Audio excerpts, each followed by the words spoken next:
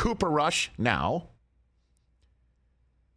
is the first quarterback to be undrafted into the National Football League to win his first 3 career starts. His spot start last year against the Vikings, his first career start, and then these 2 starts this year. Last quarterback undrafted to win his first 3 career starts, American underdog himself, Kurt Warner. Get the sequel going. Cooper Rush. The sequel's coming. What are Cooper Rush MVP odds? And so is exactly that's the question. Look it up. That has caused a lot of heads to get lost. And of course, it's Jerry Jones saying last week, Cooper Rush, please create a quarterback controversy for me. And now just 2 dubs in, including a nationally televised big-time win on the road in division.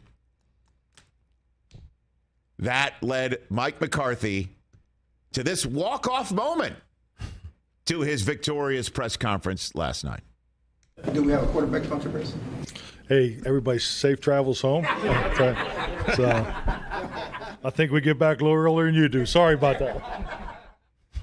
Tip your waitress, tip your server, try the mulled wine. There's no quarterback controversy. Fair question. There's no quarterback controversy. Jerry Jones is basically saying, hey, everybody, we've seen this before. Romo went down. Dak played well. And yes, Romo wound up in the booth next to Jim Nantz because of how well Dak played, I would say. But Dak is not at the end of his career. Romo was not making all that cash that Dak is currently making, and Dak is Dak. Dak's getting the gig back.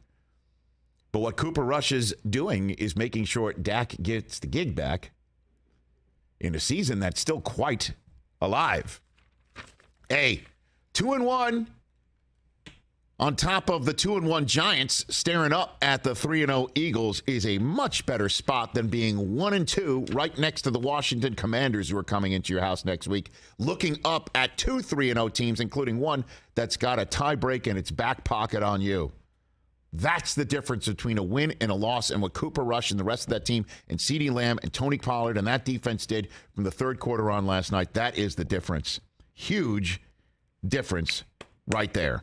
But what if Cooper Rush goes 3-0, right? Beats the Commanders next week? I think they should, because if Carson Wentz is going to hold on to the football like he did against Philadelphia, here comes Micah Parsons and Tank Lawrence there. I was not pleased. Let's just put it this way before I let you continue on with what you're about to say. Thank you. I was not pleased when thanks to CeeDee Lamb's touchdown last night, I won my first fantasy week in the poker league that I desperately want to win in, and causing me for the first time all year to say, who am I playing next week? And I saw I'm playing a guy who's featuring the Dallas defense next week. Wasn't happy to see that. You now have the floor.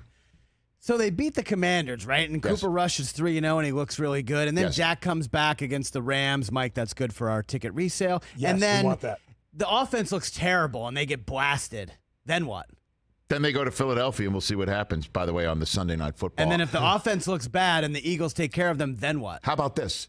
If Cooper Rush and the Cowboys beat the Washington Commanders next week, I don't think you see Dak against the Rams. I think he buys more time for Dak's thumb to heal properly. And then what if they beat the Rams? Let's say they beat the Rams. Then we'll see if Dak wants to come back and against the Eagles. And then what if? And then what if? No. And then what if? No. Like, no. What are we talking about? There is no. I am telling you. What are we talking about? Listen to me.